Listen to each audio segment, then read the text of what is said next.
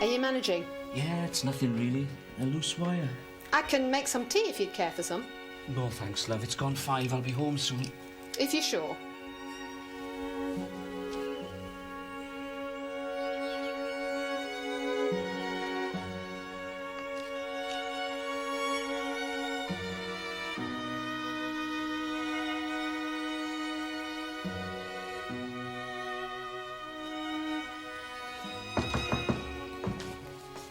That'll do it, mate. You're a loose connection.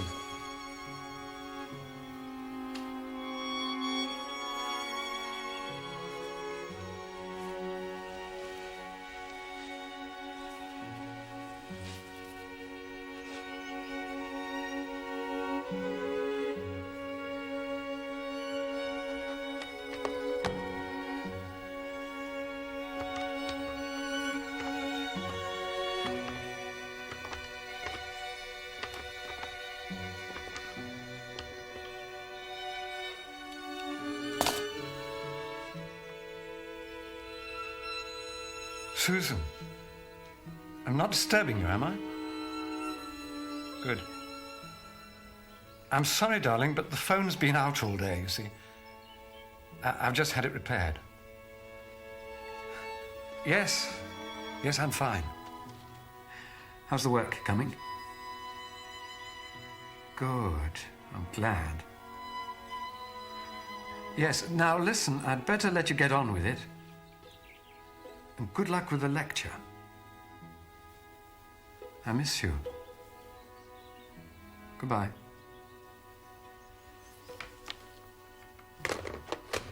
It's okay, then? Yes. My wife. She likes to know I'm all right. You can have your phone modified if, you find it difficult. Yes, I know.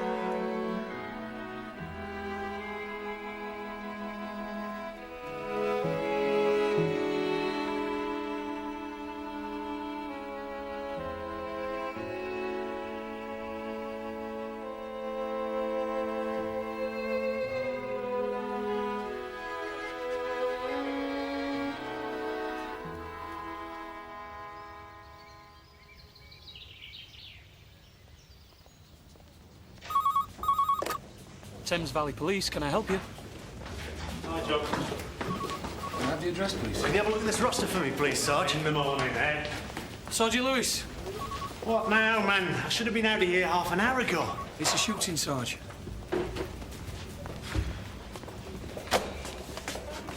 Sergeant Lewis.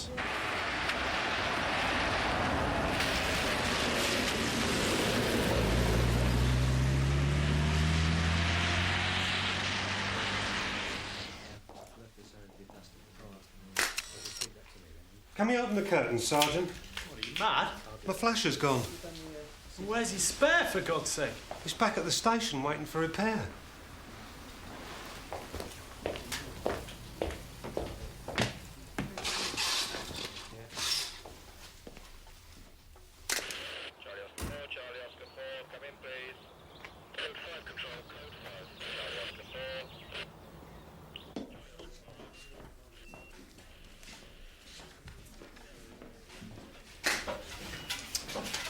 So, What have we got, Lewis? suicide, sir, most likely. It's pretty messy over there. His name's Hένρι Φάλον. Found by his son-in-law, Mr. Peter Rhodes. He's outside in the hall. Where is Mrs. Fallon? We don't know that there is one yet. Oh, yes. There is one, Lewis.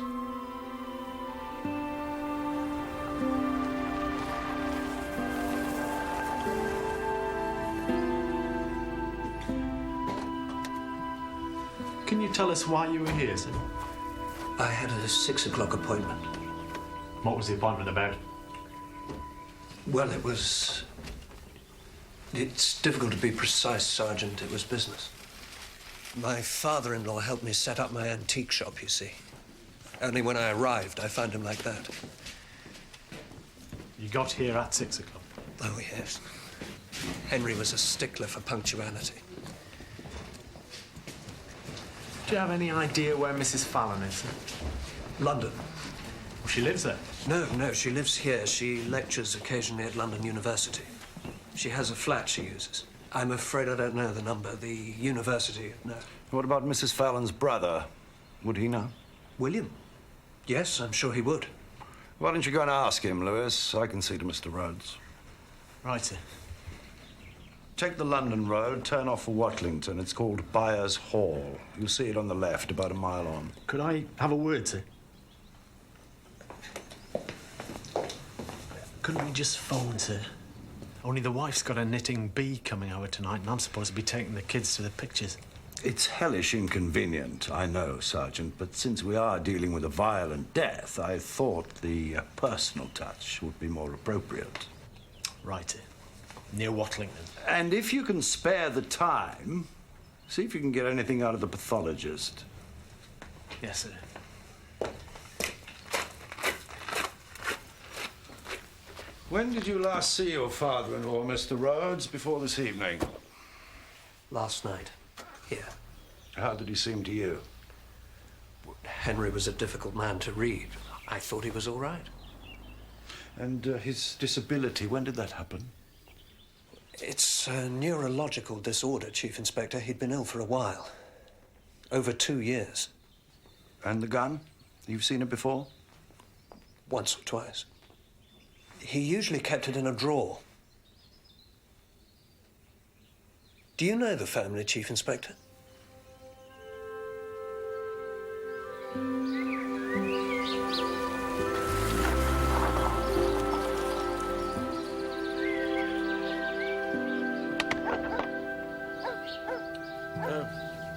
Detective Sergeant Lewis, Thames Valley Police. Is Mr. Bryce Morgan in, please?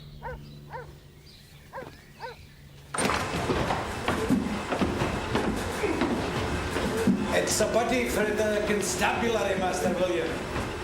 Name is Sergeant Lewis. Sergeant who? Lewis! Better? Start again, will you? Sergeant Lewis, man. He's for the police. All right, McGregor, that'll do. That's quite a machine, sir. Better than any beast, Sergeant. Doesn't eat, doesn't poo. 1 hour 3 times daily keeps me fit as a flea. You should have one, believe me. Oh, I wouldn't know where to put it, sir. Between your knees, man. No, I meant it... Never mind. Well, what can I do for you, Sergeant? I'm afraid I've got some bad news for you, sir. Your brother-in-law. Henry? What's he been up to? Oh, I'm sorry to have to tell you, sir. He's dead.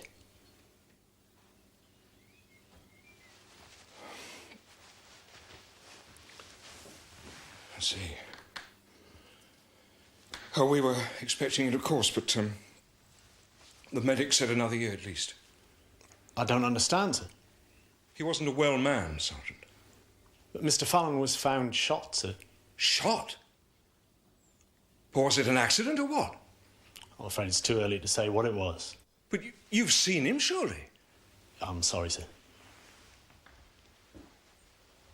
He's killed himself, hasn't he? That's it, isn't it? Poor fellow.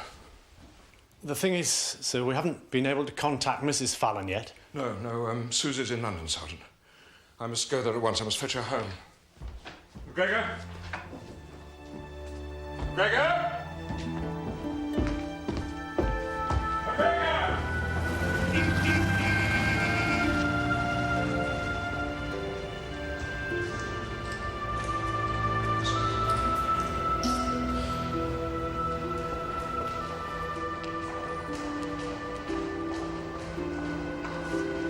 Susie?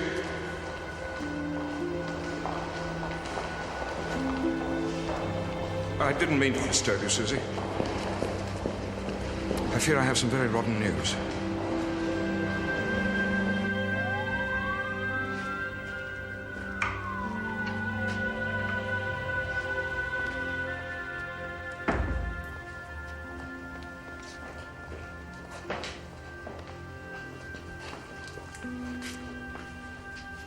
Can I help at all? We were looking for Sergeant Lewis. I think he's out at the moment.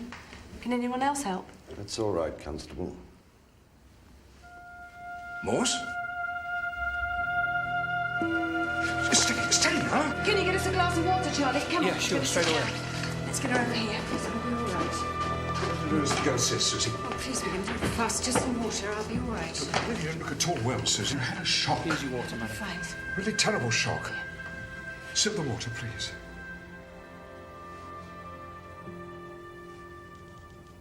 I'd like to know about Henry. Your son-in-law found him.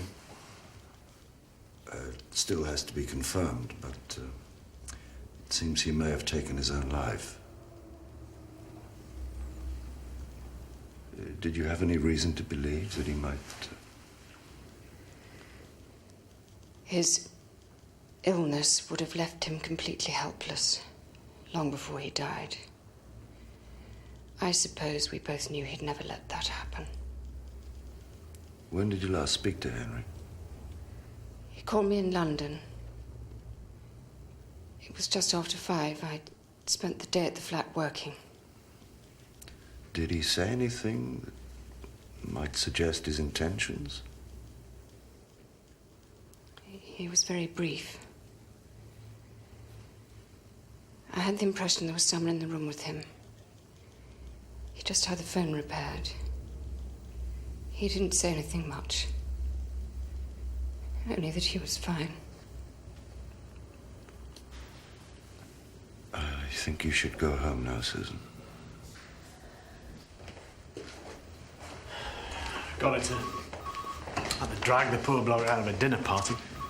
Then I've wasted both your evenings, Lewis, and for nothing, as it turned out.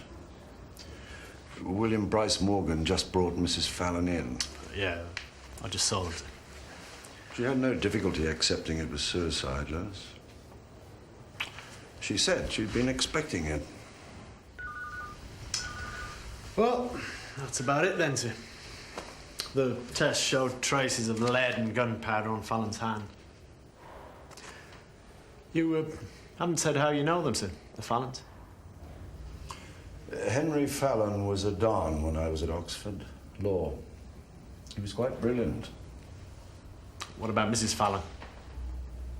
It was Mrs. Fallon I knew, Lewis, before she became Mrs. Fallon. We were engaged to be married.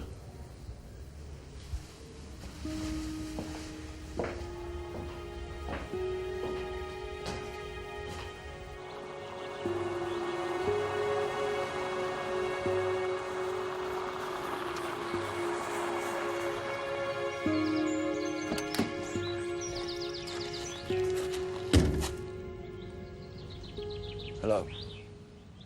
Hello? You're all right? Yes, I was just about to go for a walk. This isn't police business. I thought we might talk. Had you lived long in America? Since just after we were married, Henry was offered a professorship. What did you do? I took a crash course in American literature and ended up teaching it.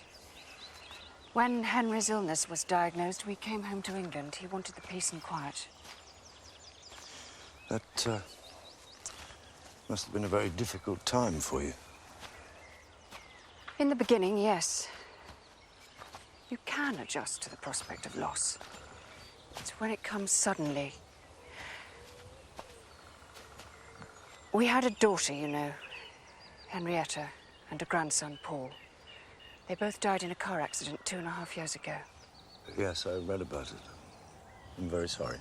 Thank you. But tell me about you. Nothing much to tell, really. After I left Oxford, I went into the army. When I came out, I joined the police force. I've been there ever since. You never married? No, I never married. I shall never regret what I did. Henry was an exceptional man. If he hadn't been so... What I'm trying to say is... It wasn't an easy decision. Thank you. When Henry's things have been sorted out, I shall be going away from here. I think you should know that. It started out as a normal enough day, except that when I arrived, the phone wasn't working. Mr. Fallon asked me to report it, so I went to a public call box. In the afternoon, I went for the shopping at the usual time. I was gone about an hour. I left the house at 5:45, and I know Mr. Fallon was alive then because I waved to him at the study window. I take a shortcut to the road at the back of the house, and I could see him. Thank you, Nurse Rogers.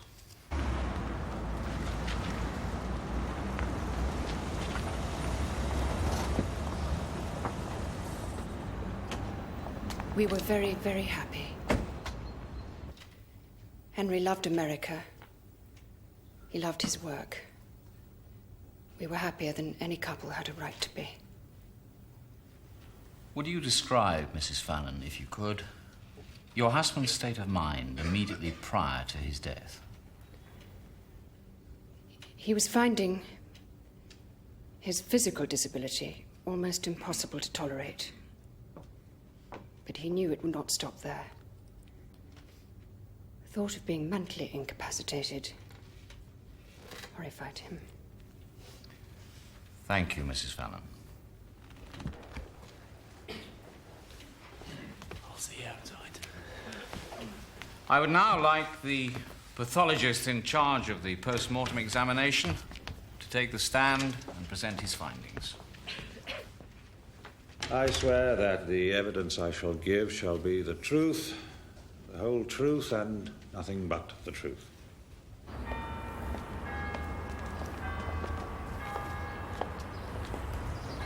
All over then?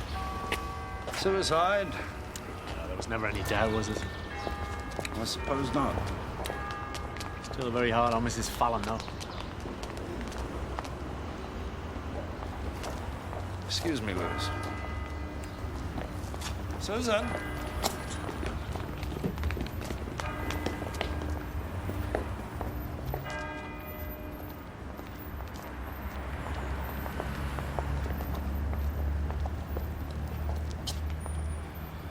That must have been quite an ordeal for you. At least it's over with. How long will you be staying? A week or so. Henry wanted the college to have his books and papers. This, is hardly the right moment, I know, but since we've so little time, I thought perhaps we might see each other. Please, it would mean a great deal to me. I shall probably be very poor company. I doubt that. Can I call you then, in a day or two? If you like.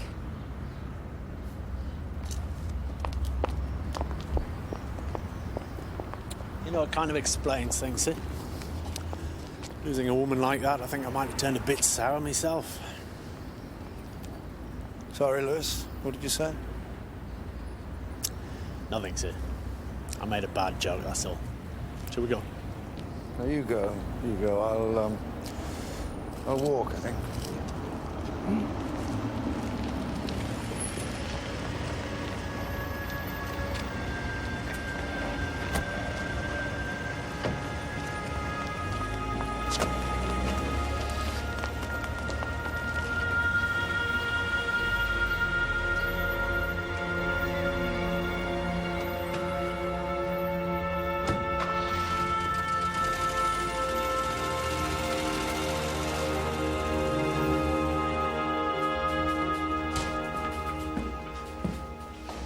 Not this evening, Lewis, surely. No, it's nothing pressing, sir.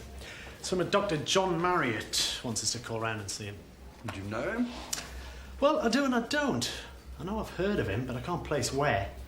Anyway, he's Hένρι Fallon's GP, apparently. Big night ahead. I'm going to listen to some music, Lewis, with Mrs. Fallon. I'm off out myself, as a matter of fact.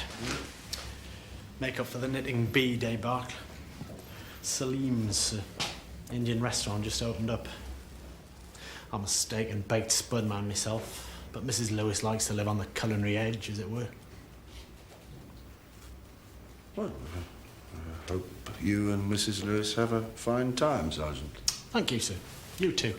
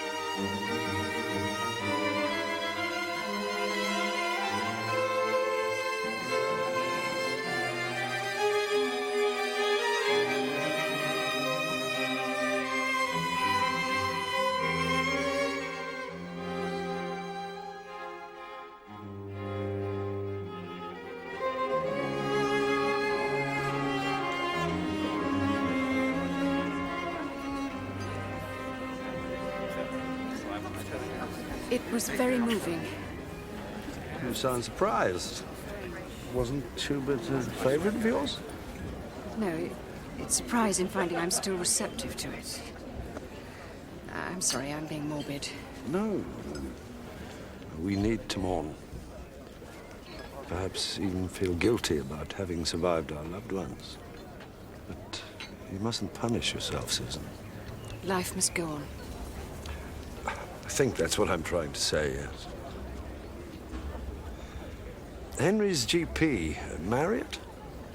Yes? He's asked to see me. Have you any idea why? No, I haven't spoken to him since before Henry died. I thought he'd be at the inquest. More champagne, madam? No, thank you. No, I'm fine, thanks. You said you were going away. Can you tell me where? I'm not sure yet. There are worse places than Oxford. I've lost a great deal here. So have I. I'm sorry, that was unfair.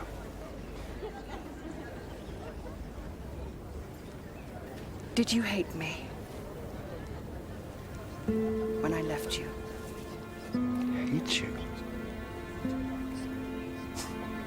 My God, Susan.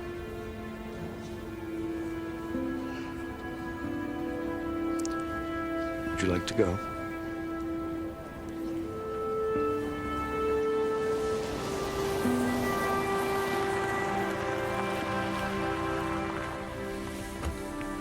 I knew I'd be poor company. I'm sorry. Good night.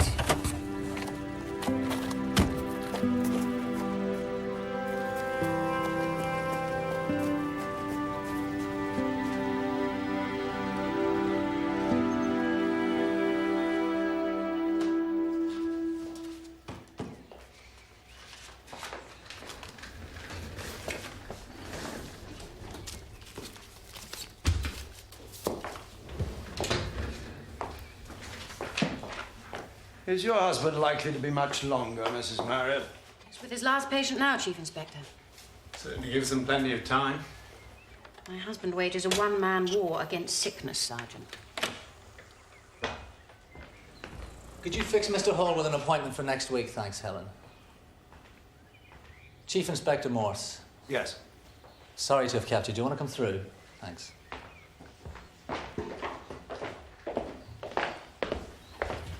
Henry's condition was quite rare, Chief Inspector. Only about a dozen or so cases in the UK annually. I'd been monitoring his condition every week for the last 2 years. This is Henry's signature. It's a crude but effective indicator.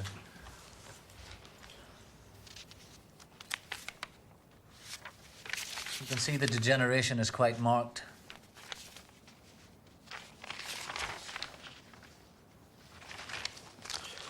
I don't understand the significance, Doctor. Well, I have absolutely no doubt that Henry Fallon intended to take his own life, Chief Inspector. I mean, we discussed it often enough. I also personally believe that it was his right. You may or may not know that I am a member of an organisation which espouses... Dignity. What? Sorry, sir. Dignity's your organisation. I've read about you in the local paper. Yeah, well, I make no secret of my views, although some people would say a doctor has no business in holding them. Go on. Well, it's when I heard how Henry died that I became curious. You see, Henry may have been able to hold a spoon to his mouth or turn the pages of a book, but it's almost certain that he couldn't have held a gun to his head and pulled the trigger. You sure about that? Well, as I say, I'm almost certain, yeah. Well, it's a pity you didn't come forward sooner, Doctor. At the inquest, for example. Yes, I'm sorry about that, but I was on holiday in Scotland. But I saw Mrs. Marriott there. Yes, well, Helen's never been one for salmon fishing. And this is a shared practice, Inspector. It barely functions without her.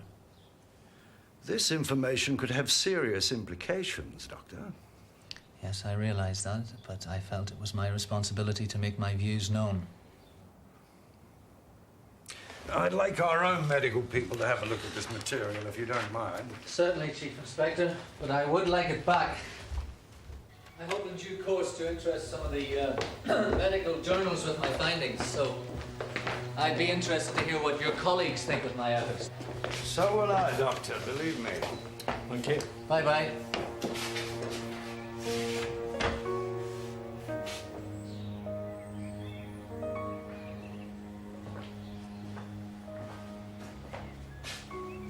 You're at the inquest. Why? I was curious.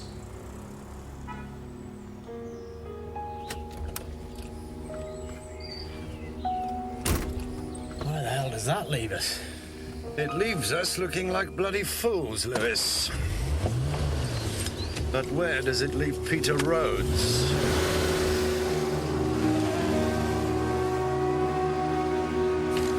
Oh, for heaven's sake, Morse.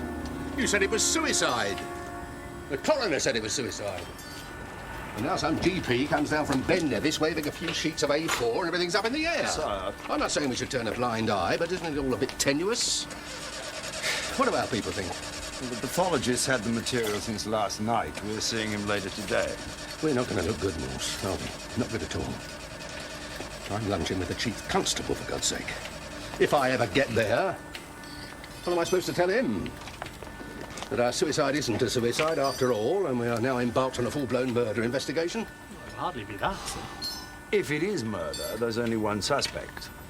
Who? Fallon's son-in-law, Peter Rhodes. Fallon's nurse saw him alive at 5:45, sir. Rhodes was there at 6. A random killer wouldn't have had time to fake a suicide. The gun was kept in a drawer, out of sight. Peter Rhodes knew that. It's difficult to see how anyone else could have done it, given the time. Well, I suppose that's something. A prime suspect before we're even sure a crime's been committed. You can tell that to the chief constable, sir. At last! Thank God for that. Well, you better have a go at it, Morse. And try and get it right this time, would you? Oh, and Morse, take a closer look at that Marriott fella. We seem to be putting rather a lot of faith in him. Yes, sir. I'd never have thought of that.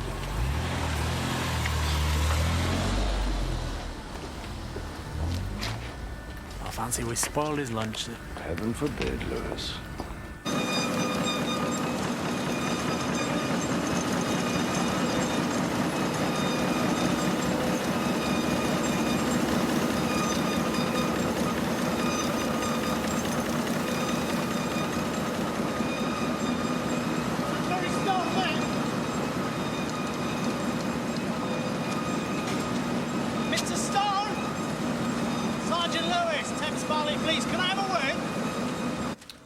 Why were you interested in Mrs. Marriott?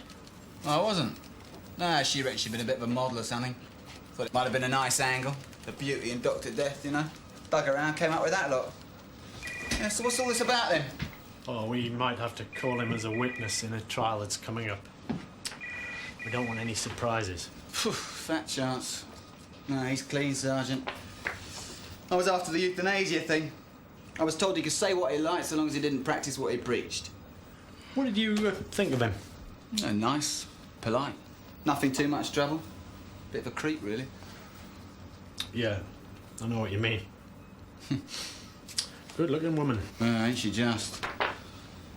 Makes you wonder what she's doing with a prat like him. Hey, so what's this case, then? It's a bit early to say. Well, I'll remember your cooperation. Yeah, that'd be nice, yeah. You'll want my car.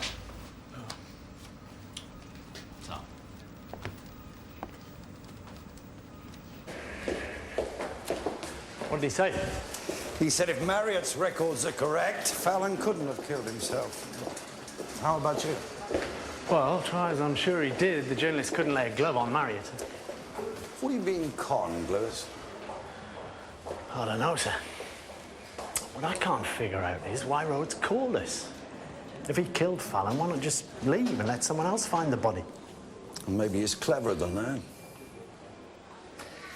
I'd like you to go round there tomorrow. Let him know we're interested. What are you going to do?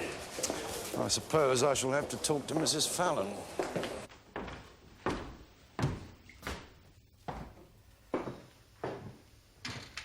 Have you seen much of Morse? Some.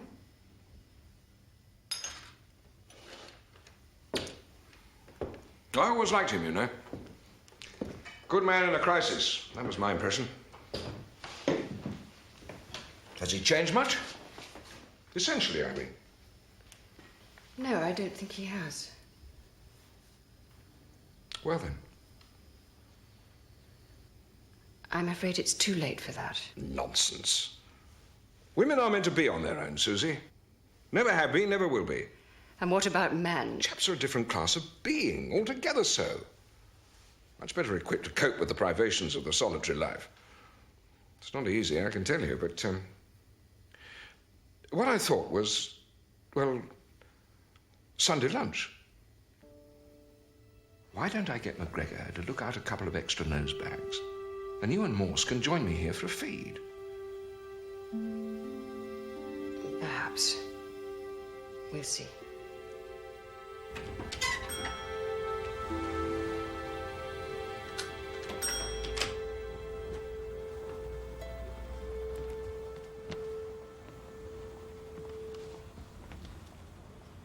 Sergeant Lewis? I thought you might have been a customer. You're not here to buy, are you? Not on my salary, sir. Not unless your antiques come in flat packed. They are a bit pricey, I'm afraid. It's the nature of the business. So, how can I help you, Sergeant? Oh, I've come about Mr. Fallon, actually. Henry? I thought that was settled. Loose ends, Mr. Rhodes. In your business, it's high prices. In mine, it's always loose ends. No, I was wondering if you could go over that day again for me. Maybe there's something you overlooked? I don't think so, if you wish. I was here when Henry phoned. He asked me over at 6. I went there. Well, you know the rest, Sergeant. You definitely didn't see anyone else at or near the house? No, no one. No. Well, thank you, Mr. Rhodes. I'll let you get on. Thank you, Sergeant. You said Mr. Fallon phoned you. What time was that, sir? Around 3. Thank you.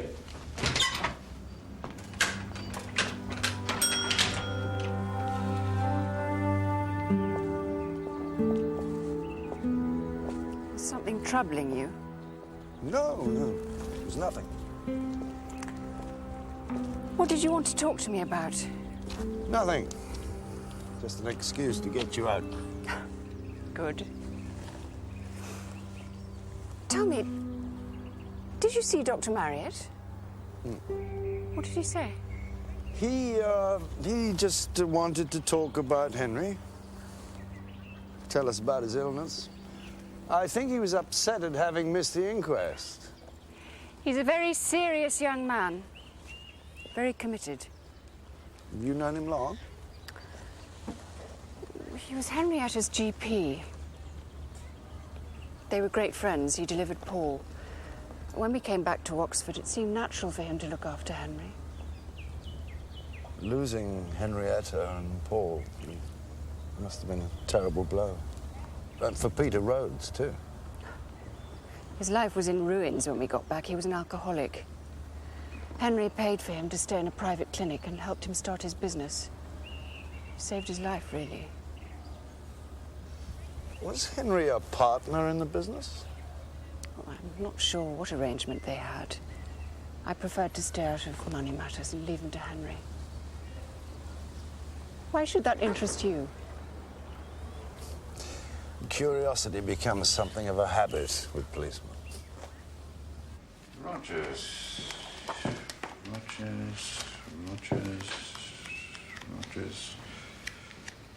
Nurse Rogers. Started as a normal day. When I arrived, the phone wasn't working. Went to a call box and reported it. That the one? That's it.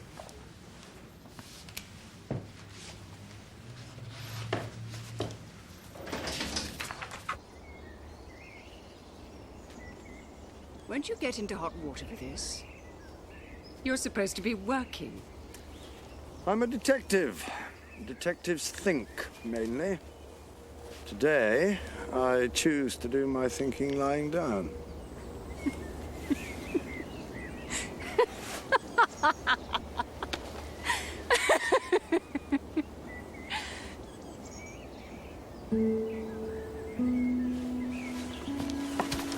Susan, was it so terrible to laugh? What are you afraid of? It's nothing, please. Look, I'm not a fool.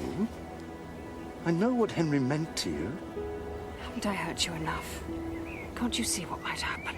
Nothing can happen unless we both want it to. You intend to leave. You told me that. I know how I'll feel when you go.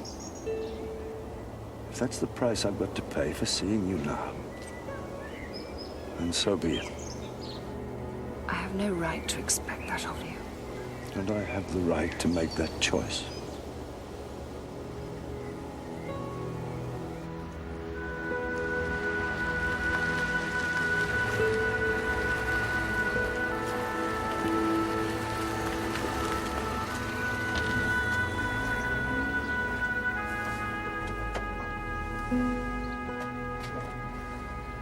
What are you doing? I'm letting some air in, Lewis. Some fresh air. It's a lovely day, don't you think?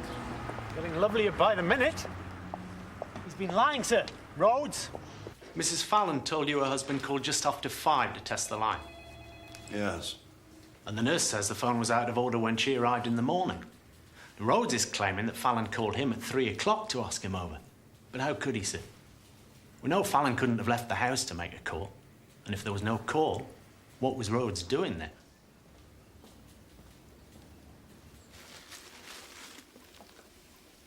It's very beautiful, Peter.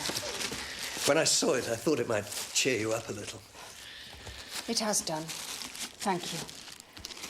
I'll put it here, shall I? How have you been managing? Oh, all right. Susan, you know, if there's anything I can do, anything you need... Can I get you something? Tea, coffee? No, really. I only came to make sure you were all right. I'll have a drink if you don't mind. The police called round to see me. What did they want? They seemed to think there was some things to be cleared up about Henry. It was all very cryptic. They've not spoken to you, then? No. You seem worried by it. No, I'm not worried. I just found it odd. I'm sure it's nothing. Some oversight. Yes, that's probably it.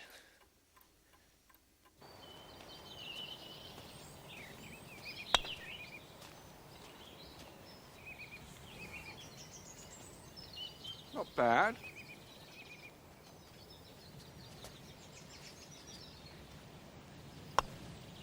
You win again. Of course I did.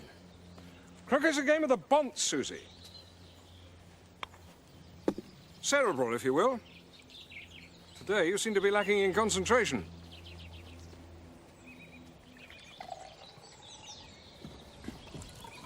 Ah, lemonade. Pips. There are pips in the lemonade, man. That's because there are pips in the lemons, Master William. Well, can't you take them out? That fluid has been strained and strained again, sir. Short of picking out them pips with my bare hands, I don't see what else I can do. No, will that be all? Yes, that'll be all. Why must the Scots be so surly all the time? You could always let him go if you're not happy. Oh, don't be silly. Well, then. Now you'll both have to excuse me while I see to the lunch. Of course. So, Morse. A policeman, eh? You've surprised me, I must say. How so? A writer. Always had you pegged as a future literary gent. Calm on the outside, but inside fairly heaving with all manner of passions waiting to be expressed. Still, this gendarmerie business must be damned exciting. What about a yarn or two before we go in? I was rather hoping that you could give me some information, William. Really? What about? Peter Rhodes. I want to know about his business arrangements with Henry. Well, steady on, Morse. It's a bit off to mull over a chap's pocketbook before the ashes are cold, don't you think? Things may not have been as straightforward as they seemed. It's possible that Henry did not take his own life. But you can't be serious, can you? I have to consider all the possibilities. Well, Henry made him a loan. 30,000 to be paid in 2 parts. Were both payments made? No, they weren't. Henry was having second thoughts, as a matter of fact. He wasn't convinced he'd recover his money. He was planning to cancel the second payment. Had he told Rhodes? Yes. He'd also informed his bank. He told them he'd confirm when he'd spoken to Rhodes. When did he tell Rhodes? The night before he died. Henry felt very badly about it, of course, but he could be absolutely ruthless when he had to be. Have you told her about this? I thought she should be protected from it for as long as possible. Yes, of course. You're a good man, Morse. I had hoped you'd come here for quite different reasons. Susie's still a young woman. The spark's gone from her, I know, but I thought if anyone could bring her back to us, you could.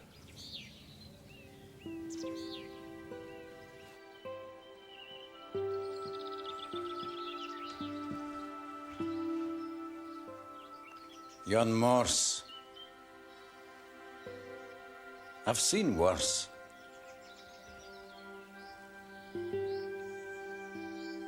Yes.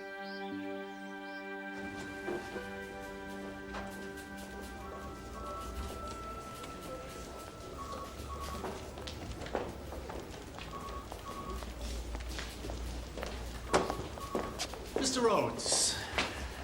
Sergeant Lewis. I was beginning to think you'd forgotten about me. Oh, no, sir. This way, please. We'd like to see you in the interview room.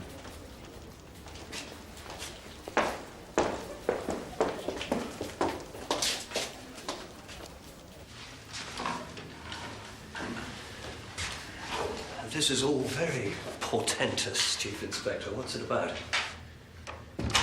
It's about Hένρι Φάλον, Mr. Rhodes. He helped you set up your business, I believe. He made you a loan. Yes. I don't see... How important was the loan, Mr. Rhodes? It was very important. I needed the money to tide me over, you see. I had a cottage that I sold near Banbury, but that wasn't enough.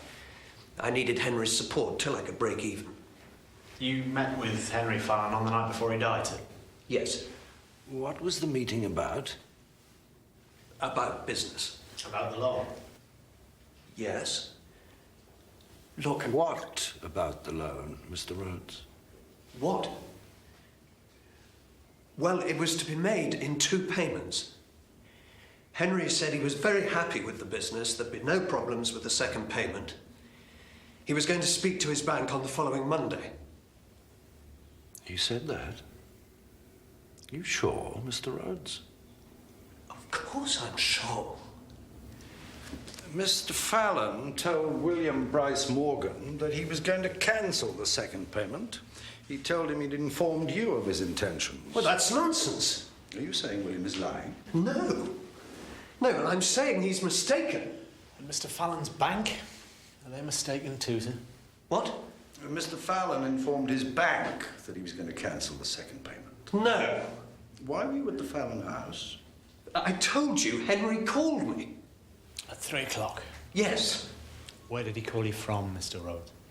From home, of course. He was housebound. Mr. Fallon's telephone was out of order for most of that day. Certainly at the time you say he called you. Can you explain that, Mr. Rhodes? Well, it can't be. He phoned me. Yes. This is madness. Madness. My father-in-law killed himself. Everybody knows that. Everybody thought that. But now it seems he couldn't have. I think it was murder, Mr. Rhodes. A murder that you alone had the opportunity to commit. The opportunity and the motive. I want to get out of here. You can't keep me here. Let me out, please! Come on, sir. Please! You don't understand. This is all wrong.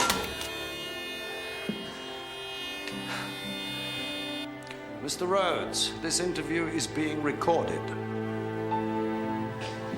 My name is Detective Chief Inspector Morse. Also present in the room are Detective Sergeant Lewis and Police Constable Matthews. You do not have to say anything unless you wish to do so, but anything you do say may be given in evidence.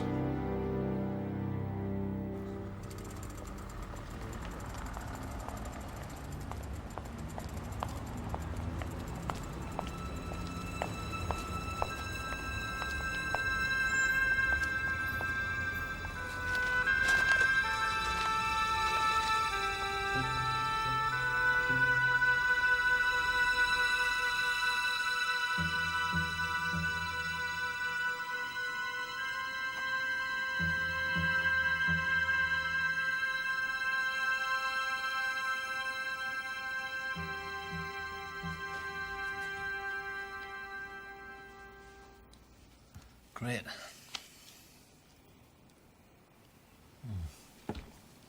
Thanks. I'll be finished in a while.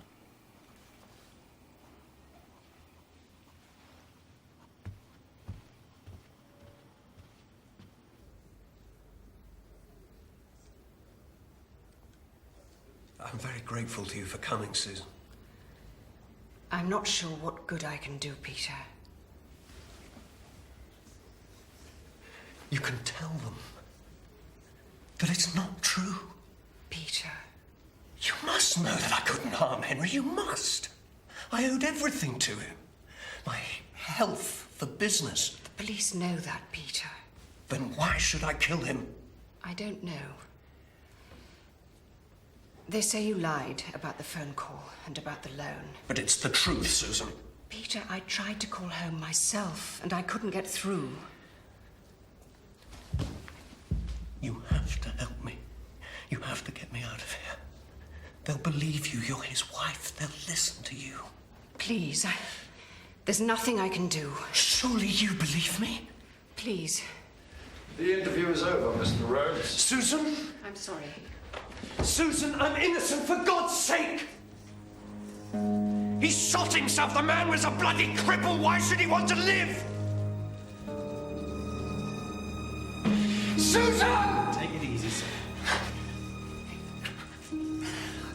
happening to me. I'm an innocent man. I didn't kill him. Why should I kill him? He helped me.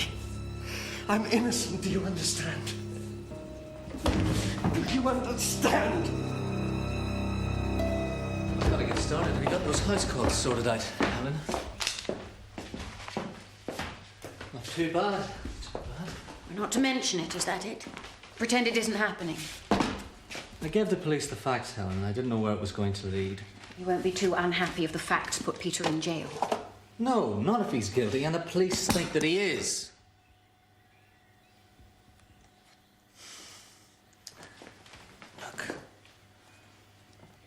Look, when I come back,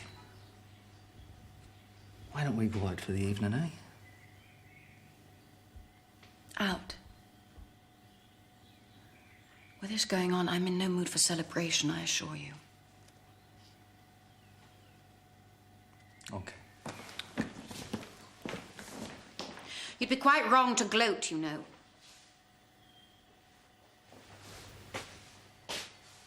I don't know what you mean, Helen. Why do you suppose I've remained here all this time? To shuffle medical files. It was to be near him. And if they take him away, they take away my reason for staying. Do you understand that?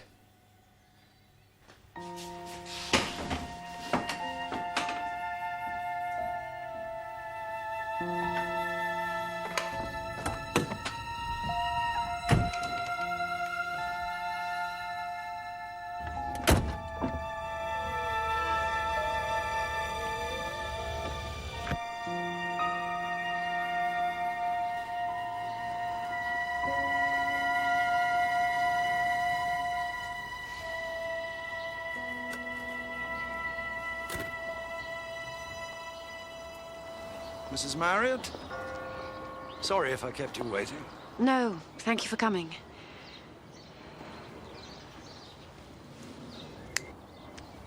We could have met in my office.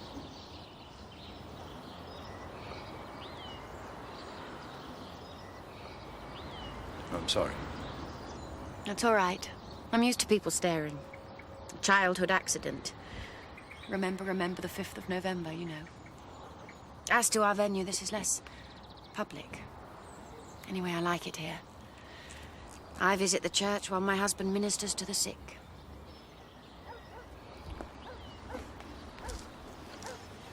You asked to see me, Mrs. Marriott. Yes. It's about Peter Rhodes. I just can't believe he killed Hένρι Φάλον, Chief Inspector. No? You know Mr. Rhodes well? His wife was John's patient. We all became friends. And because you're friends, you think he's innocent. Is that it? Yes.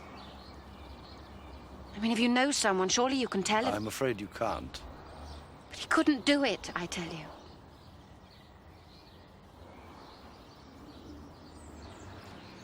If you want to help Peter Rhodes, I'm going to need something more substantial than a character reference. Is there something more? Mrs. Marriott? No. No, there's nothing, Chief Inspector. And that was it? She didn't say anything else? I don't think there was anything else. Can you be sure there isn't? Well, she would have said, wouldn't she? Or Rhodes would have. Well, then why come forward? She wanted to get him off, Lewis. Yeah, but if someone you loved had been charged with murder, would you want to believe it?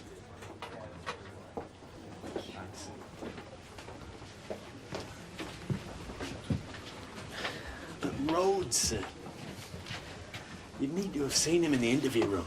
If that was an act. How can you make a judgment like that? You don't know him. Well, neither do you, but you've got him in bed with Mrs. Marriott. But I have evidence. I saw them at the inquest, and today she asked me to let him go. Well, forgive me, sir, but isn't that evidence what you'd call circumstantial? What about Mrs. Fallon? What does she think of him? I don't think she liked him much. I seldom met. Well, there must be someone we can talk to that knows him.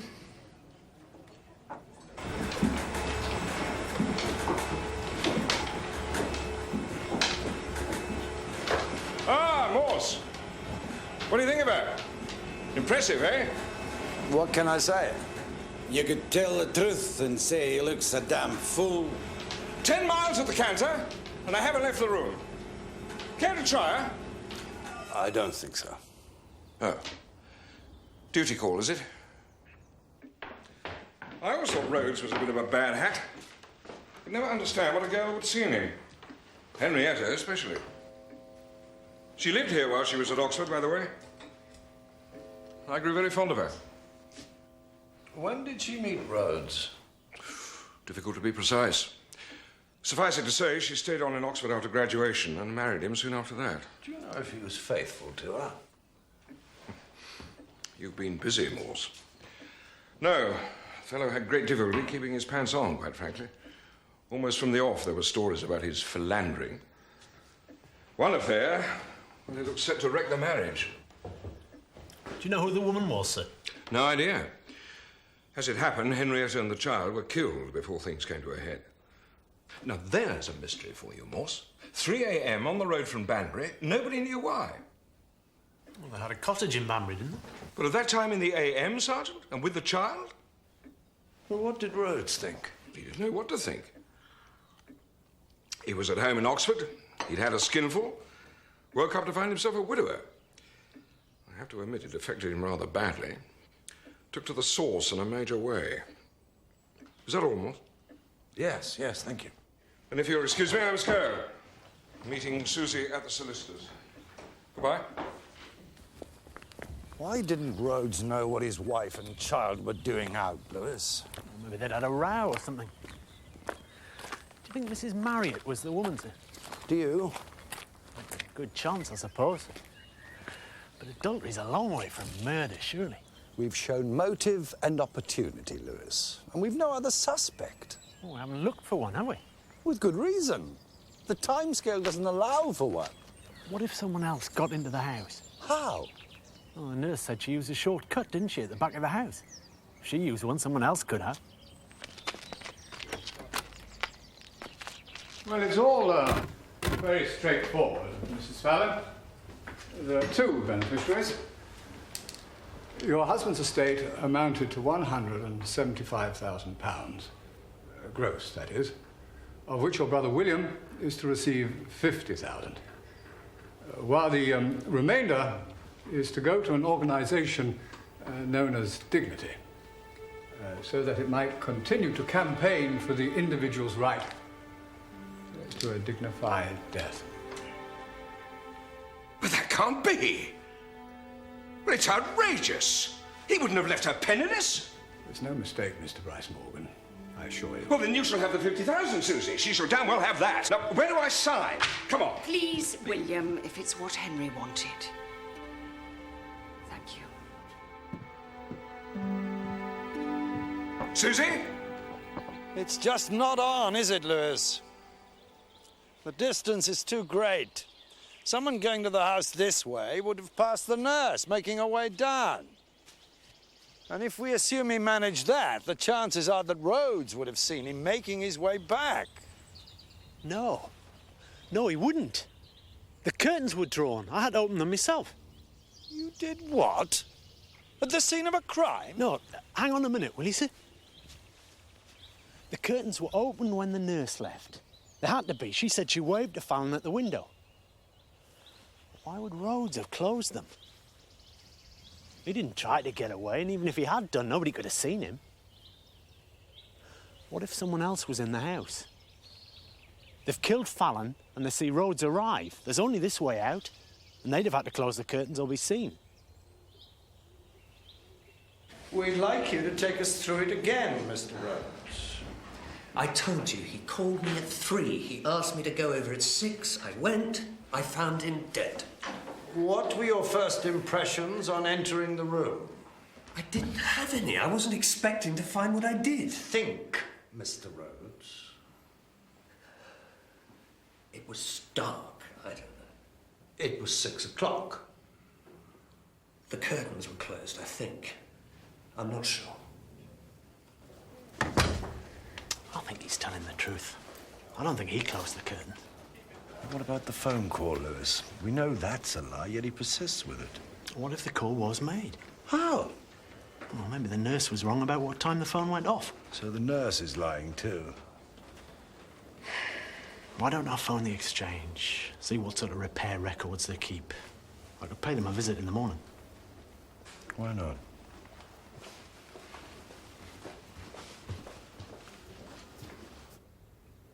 Tomorrow morning, Mr. Rhodes, my sergeant is going to be checking with the telephone exchange. Maybe you made a mistake about the call. Henry called me at 3 o'clock. What did he call you about? Oh, yes, business, wasn't it? That's right. But I thought you'd concluded your business the night before when Henry agreed to pay the second half of the loan. Isn't that right? Yes. So what was there still to discuss? Had he changed his mind? Or was there something else he wanted to talk about? Why should I kill him?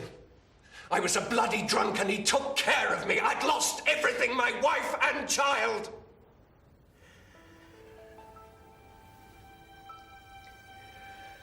Something else you couldn't understand, I gather. What? Why they were out at that time of night. I didn't know then and I don't know now. It was just another road accident. I want you to get me a road accident report. June 1989, 2 fatalities, Henrietta and Paul Rhodes. I'll get onto our cards. Be on your desk first thing, sir. Thank you.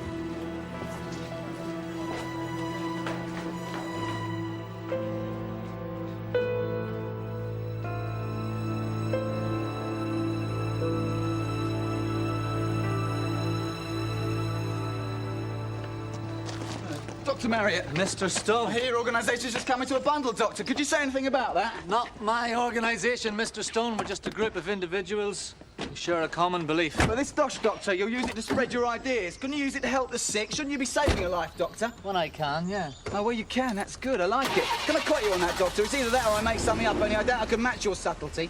Well, then you must quote me. End of interview. Here it is. Fault reported 10 a.m. Repaired at 5 p.m. Time to repair, 5 minutes. And it was definitely out all day. Well, it needn't have been, though. What do you mean? Well, the time of repair was at the customer's request. Who did you say made the call? A nurse? That's right. Mr. Fallon was in a wheelchair. Well, she must have been a pretty dumb nurse. Disabled get priority. We could have had someone round there right away. There was a reporter at the surgery this morning. He was asking questions about the will. It was bound to arouse some curiosity. I suppose so. Now that everything's been taken care of, there's no need for me to stay here any longer. I haven't managed to get to the flat. I was wondering if you could see to things for me.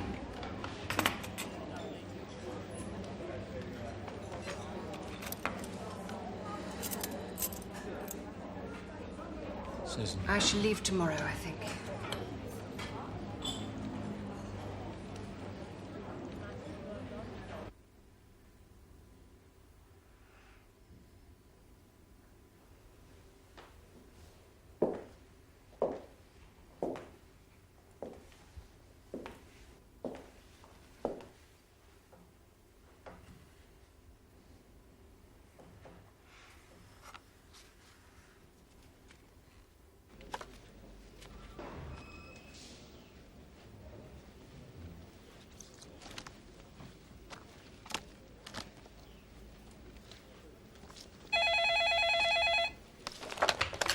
Morse?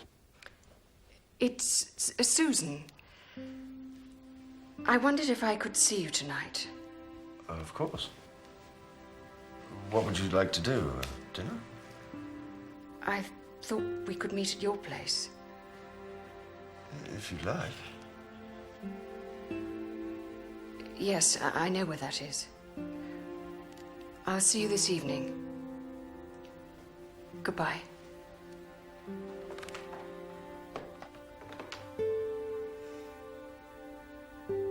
Well, it was Mr. Fallon's request, Sergeant, not mine. I was for having it repaired at once. I mean, there was Mrs. Fallon in London to be considered. She used to call 2 and 3 times a day when she was away to make sure everything was all right. I said I could call her when I went out for the shopping, but he said no. She'd be working and wasn't to be disturbed. All I could think was they'd had a row or something. A row? Oh, I'm not saying they had, Sergeant, no. I just thought it odd. But as it turned out, I was worrying for nothing. How come? It was improper of me, I know, but I did call her, as a matter of fact. She wasn't even at home. It was her answering machine that came on. You get so embarrassed talking to those things, don't you think? Yes, you do. Well, thank you. Are you sure you won't have some tea? No, thanks. I'm just on my way home. Thanks for your help.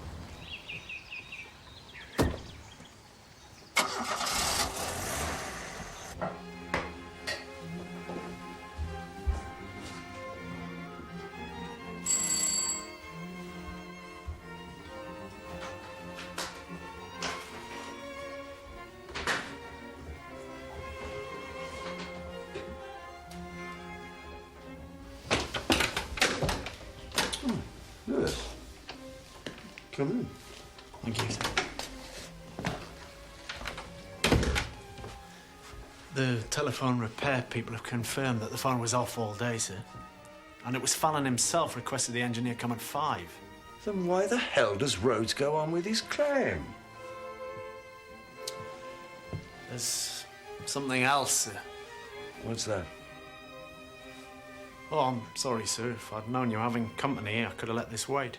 Oh, that's all right, Lewis. Mrs. Fallon's coming over. You said there was something else? No, I'm afraid it's gone for the moment. Have a drink till it comes back. Nah, I think I'd better be getting home, sir. You sure? Yeah, I'll see you in the morning. All right.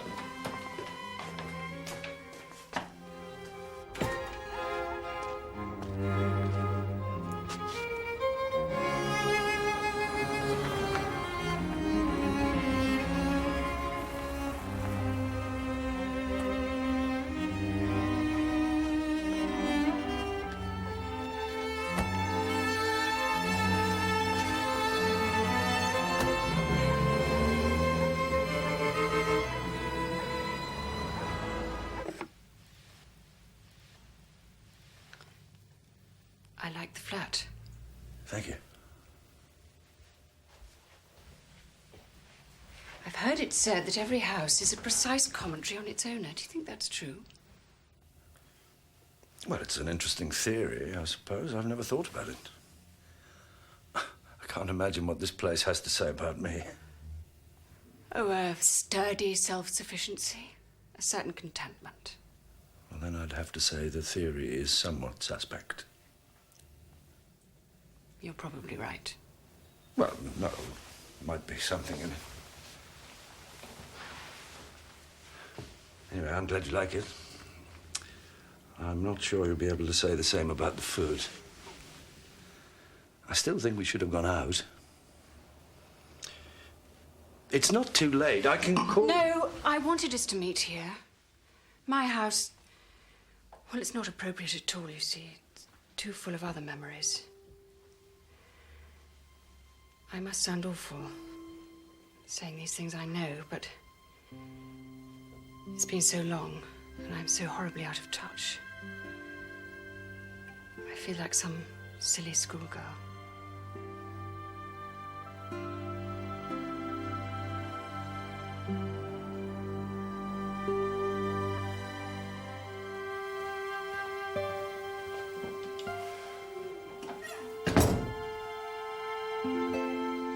I've asked you here because I want some straight answers. Are you absolutely sure Hένρι Φάλον was murdered, Morse? Morse? I'm sorry. Have you read this? I have not, as a matter of fact. I was late leaving home. It's about Fallon's will. There are two beneficiaries, his brother-in-law and this man Marriott's euthanasia group. Well, there was nothing from Mrs. Fallon, sir. Is that relevant to this investigation, Sergeant? Well, I'm sorry, matey, but I think it is. We have a man who seems to have been obsessed with taking his own life. We have a coroner's inquest returning a verdict of suicide.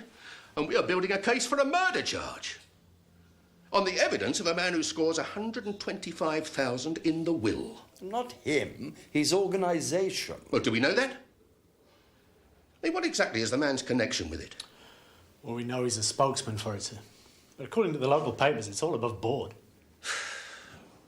Well, I just want to be sure, Morse. We're going to trial on this, remember that.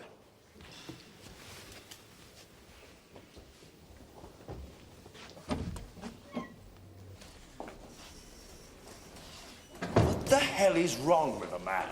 He said, sir, he just wants to be sure. Well, that's what we all want, isn't it? Matey?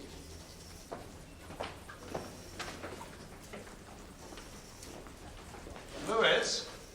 Sir? What's the name of that journalist friend of yours on the local paper? Stone, sir. His card's on my desk.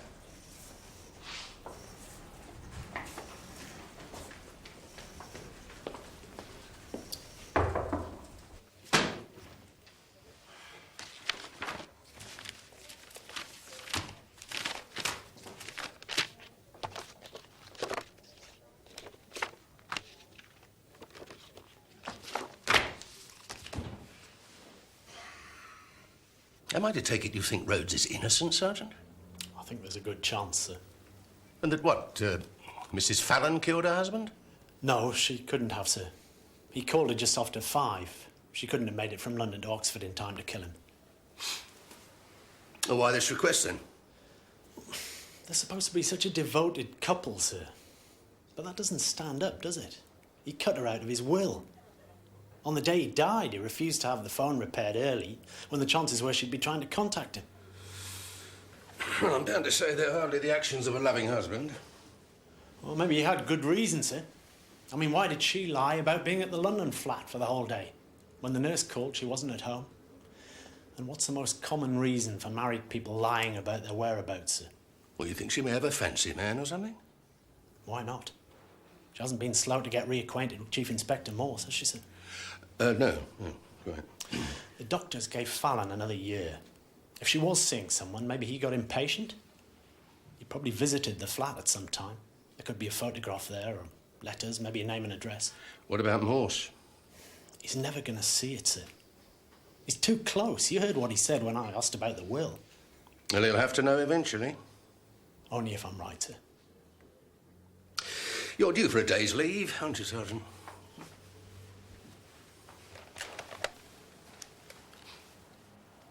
Oh, get me London, would you please? I've already told you, Sergeant, what I know.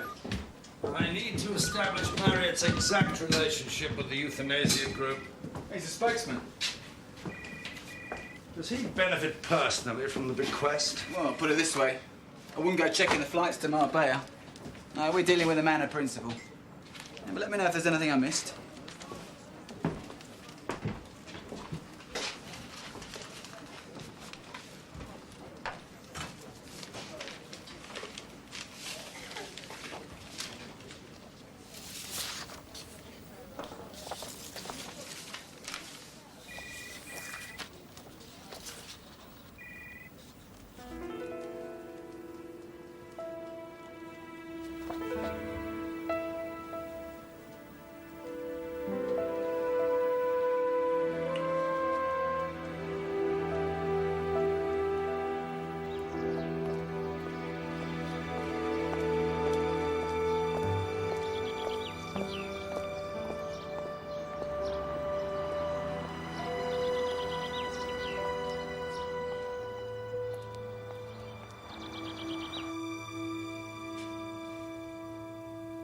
Peter Rhodes is going to prison, Mrs. Marriott.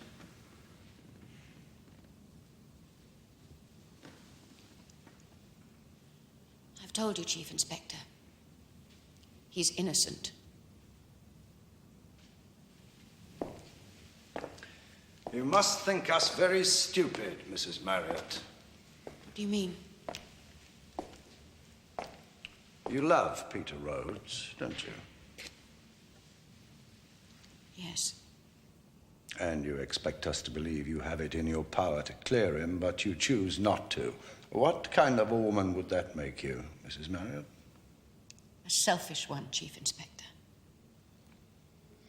Do you think I don't know that? But apparently, self-knowledge isn't the first step to becoming a better person.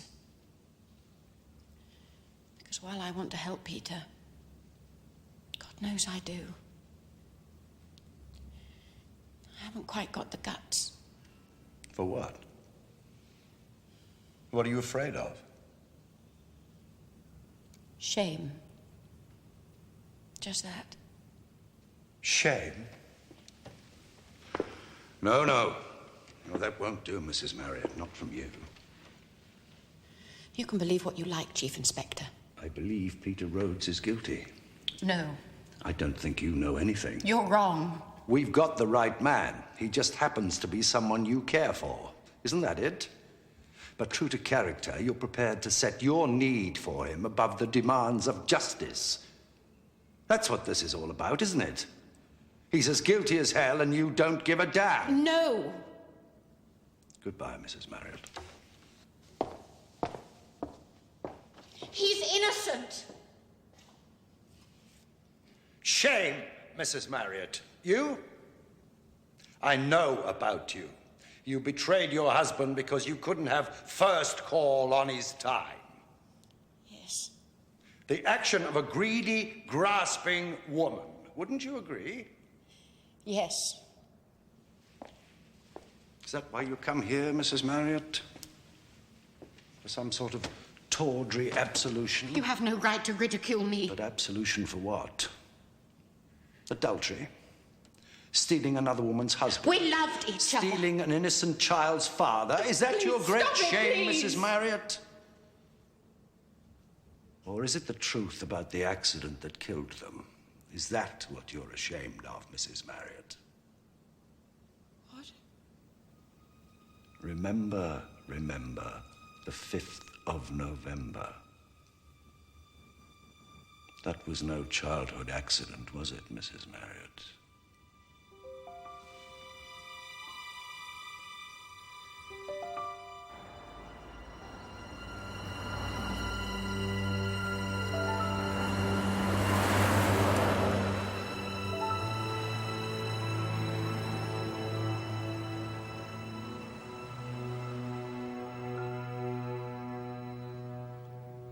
Peter loved me.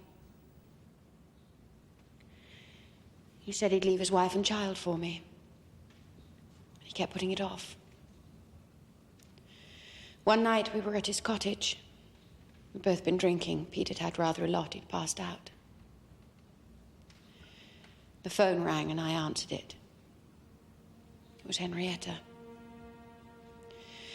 I was about to hang up, but I didn't. I told her that he was mine. That if she didn't believe me, she should come and see. She brought the child. She'd been alone with him, you see. I laughed at her. I actually laughed. She went berserk. Started throwing things around. Peter didn't know what was happening. He wouldn't let them go home alone. But he was too drunk to drive, so she drove. I followed them in my car. I didn't want to let him go. All the time I kept thinking, he's mine. Why should she have him? He's mine. They were driving too fast. He wanted her to stop to talk about it. He tried to force her. The car started to swerve. Something happened.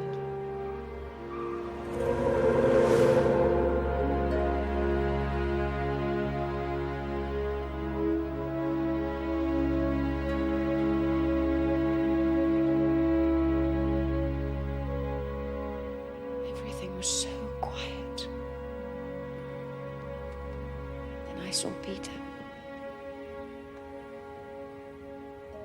All I could think was that he was all right. Henrietta and the child were still inside the car. It started to burn. I tried to get them out, but the flames were too hot. I started to run back to my car to get a rug or something.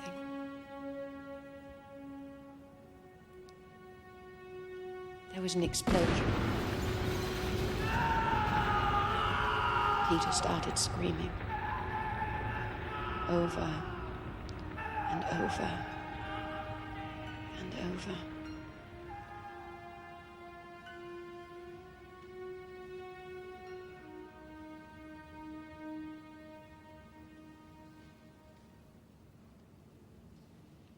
Since that night, he's never spoken to me. He couldn't harm the Fallons, Chief Inspector. He'd already hurt them more than he could bear.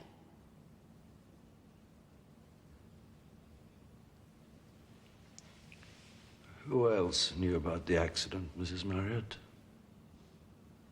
My husband. How? I had to explain these to him.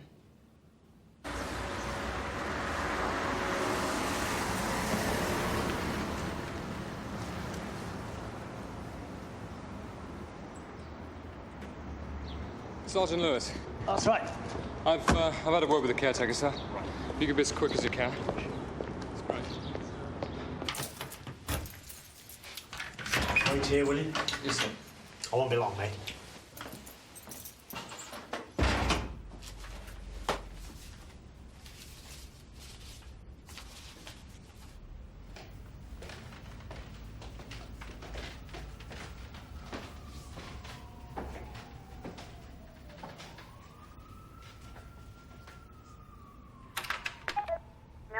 Messages received, 5.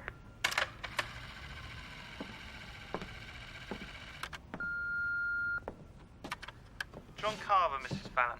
I'm afraid I'll miss the lecture tonight, but I've left my essay in your pigeonhole. All right? This is Nurse Rogers, Mrs. Fallon. It's in case you're trying to call home. Only the phone's out of order, you see. I'm calling from town. Just to let you know everything's all right. Susan, I'm not disturbing you, am I? Good. I'm sorry, darling, but the phone's been out all day, you see. I've just had it repaired. Yes, I'm fine. How's the work coming? Good, I'm glad. Yes, now listen, I'd better let you get on with it. Good luck with the lecture. I miss you. Goodbye.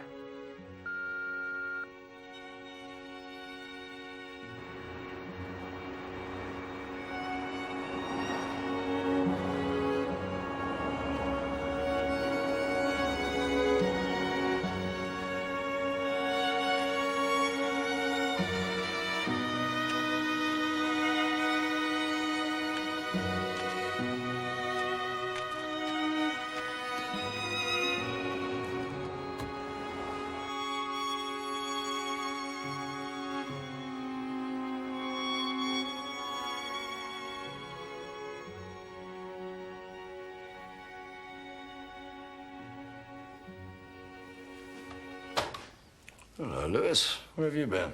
I was due a day off, sir. I've been trying to think things through. Me too. Your instincts seem to have been right, Lewis. I think we've got the wrong man. Sir? Well, as you said, why should Rhodes lie? Accept that he's innocent, and everything else falls into place. Go on, sir. Peter Rhodes was set up, Lewis.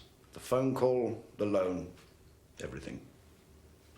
The phone was disconnected and then reconnected for the call to Rhodes, and they put it out of action again for the engineer arriving at 5. They, sir? Fallon couldn't have done it on his own, Lewis. But that would mean he was in on his own death. That's crazy. Is it? The one thing we've known all along is that Hένρι Φάλον intended to take his own life. Framing Rhodes could have given his death some meaning. Not many of us have that opportunity. Why, for God's sake? Revenge. Peter Rhodes was in that car the night his wife and child were killed. You could say he caused the accident. If you were the woman's father and the child's grandfather, you most certainly would. The other person in the house, sir, do you know who it was? Yes. It was John Marriott. He knew about the accident. It had to be him that told Fallon. He was on holiday. Well, Scotland's not the other side of the world, Lewis. I don't think it was him. I can believe he told Fallon about the accident, despite Rhodes. Who else is there?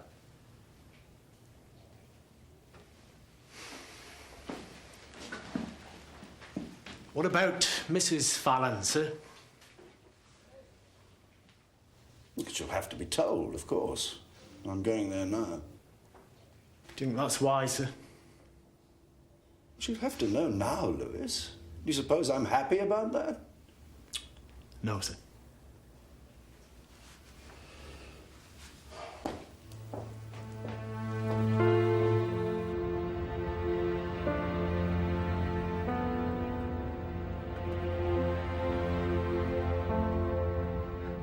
Yes. Yes, I'm fine.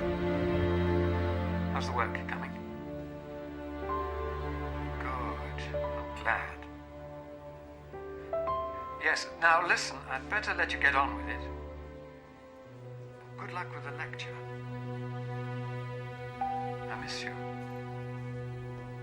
Goodbye.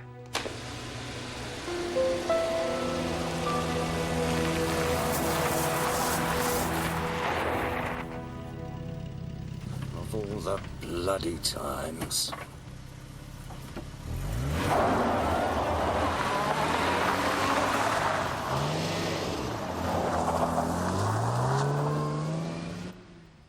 I haven't brought you anything.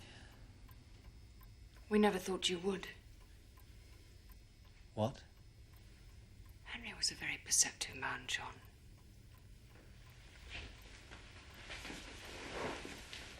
You don't have to do this, Susan. We'd both done what we set out to do. It was all right in Henry's case. He had nothing left to live for, but not in yours. Not now. I lost my husband, John. My daughter and grandchild are dead. But there's Morse. Henry didn't foresee that, did he? No, neither of us did. So everything's changed. There's something there for you now. Something for you to hang on to. Please, John, stop it. Oh, Susan, you don't have to go through with this. There was nothing for you before, but now you've got a chance of some happiness, for God's sake. Why do you think I went along with this? Because I thought Helen might love me again. I thought with Rhodes out of the way, she might love me again. You're lucky. You've got someone. You've got a chance of some happiness. Don't you realize how lucky you are? Stop it! Stop it! Stop it! Can't you see it's hopeless? Do you suppose I haven't considered this? From the moment I walked into that police station and saw him, do you think I haven't tried? But it can't work, John. What I want... it'll be a barrier between us. It'll destroy us. But how will he know? How will he ever know? Because I'll have to tell him that I killed my husband. It doesn't matter that he wanted me to, that he kissed my hand as I helped him die. I'll have to tell him why, so that a miserable little man could be made to pay for destroying our lives, for taking our child and our grandchild from us. How can he love me when he knows that?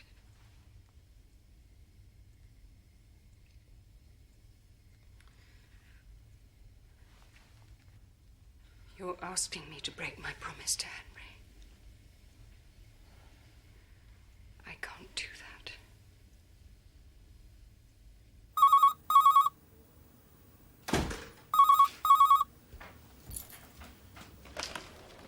Hello. Hello? Who the hell is this?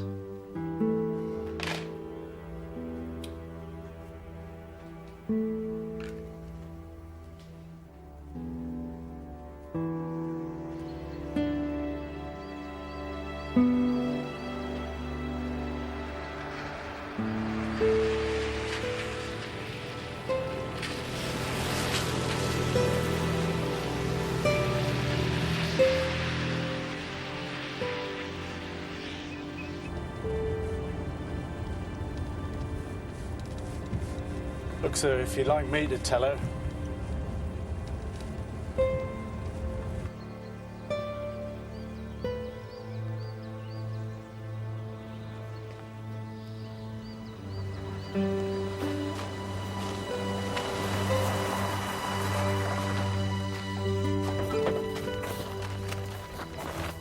What is it? What's happened? Something wrong with Susan. I can't wake her up. Susan!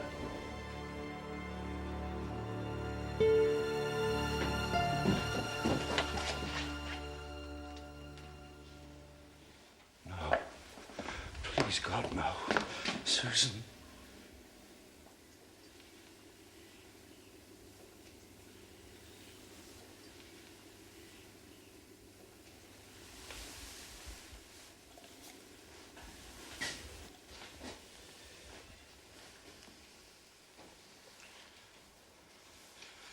I want that man picked up, Lewis.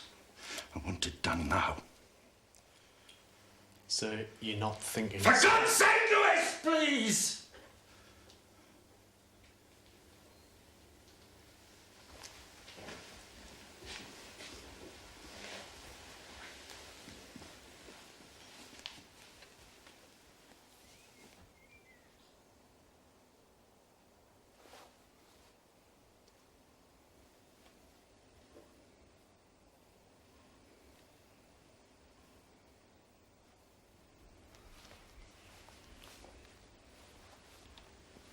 Morse?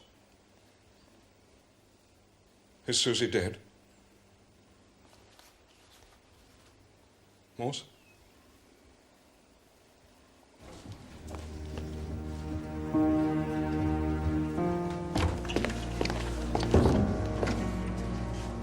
What the hell's going on? You better get down the interview room, sir.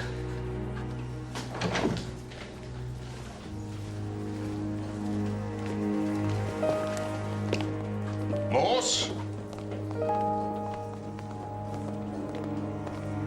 Morse? Could you appraise me, please? Suzan Fallon is dead, and that bastard had something to do with it. But I'd like to sit in on this one, if you don't mind. Chief Inspector! Why am I here, Morse? Sit down, Doctor. You're here because I believe you were involved with the deaths of Henry and Suzan Fallon. Don't be silly, man. Where were you last night? I was at home, alone. My wife was out. Liar! You were at Suzan Fallon's house. I was there. I saw your car. Suzan Fallon was my patient. I was visiting her in a professional capacity. She was alive when I left the house. You must take my word for that or prove the contrary. Can you prove that, Chief Inspector? You. That'll do, Morse. Henry Fallon wasn't murdered, was he, Doctor? He colluded with you in his own death to frame Peter Rhodes, the man he held responsible for the death of his daughter and her child, the man who had an affair with your wife. She loved him, didn't she? She still loves him, and you hate him for that. Don't you just hate him, Doctor? Yes, I hate him. Enough to want to put him away? You told Fallon about the accident. I don't know what you're talking about. So you fabricate some details about Fallon's illness? My information was accurate. I'm a doctor. Do you hear? I hear doctor. So how did he die? If he couldn't do it himself, someone must have been there. To disconnect the phone, to close the curtains, to pull the trigger. Then you must find that someone, Chief Inspector. And if you wish to accuse me of conspiring to incriminate Rhodes, then you must prove it. Can you prove it?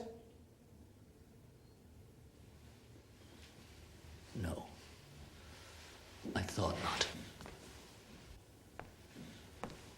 Now let me join in your hypothesis, Chief Inspector Morse. The Fallon's daughter and grandchild burned to death in that car.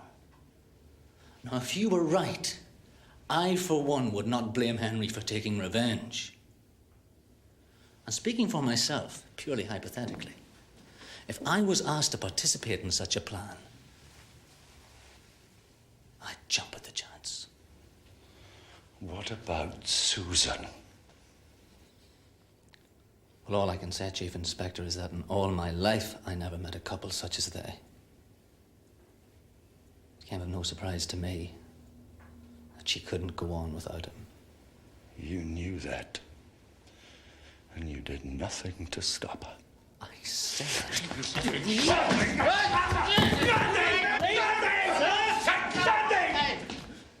You could have stopped her! You're a bloody doctor! How could I have stopped her, Morse?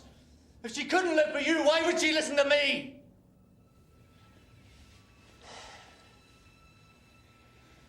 Please accept my apologies. Dr. Marriott, I can assure you I No. It's perfectly all right. Nothing happened here. Get him out of here, Sergeant. Come on. Look at yourself. Come on. Leave me alone.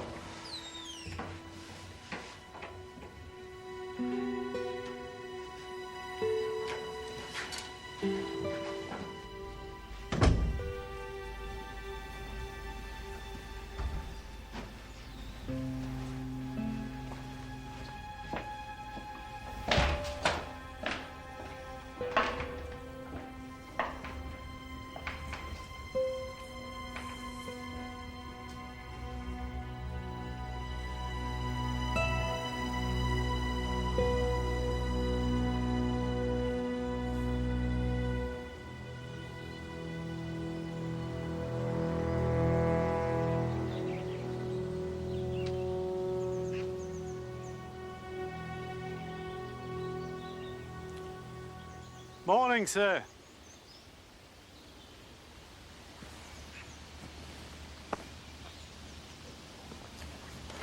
You look terrible, Sergeant. I fell asleep in the car outside the old place. Won't Mrs. Lewis be worried about you? I phoned home. How did you know I was here? I'd look everywhere else. Fancy a walk? Why not?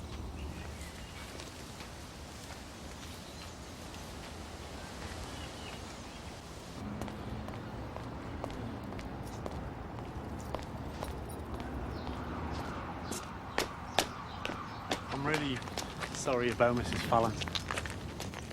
Thank you, Lewis.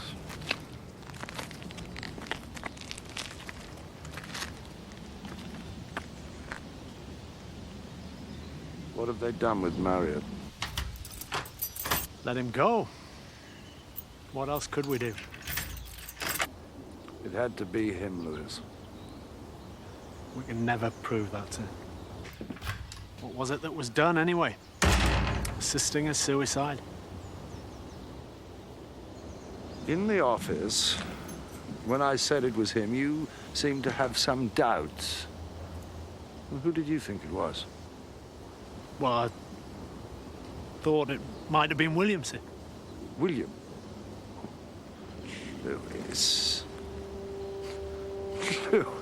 Lewis, you saw him on that thing? William? Yes, sir.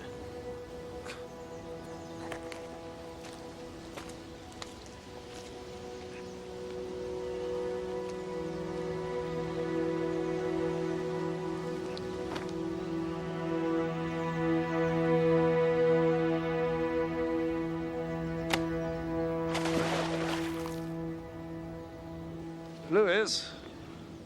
Sir? You feel like breakfast? Will you be paying? I don't seem to have any money. I'm sorry. So it's down to me, then. Let's just say it's one I owe you. Yeah. Let's just say that.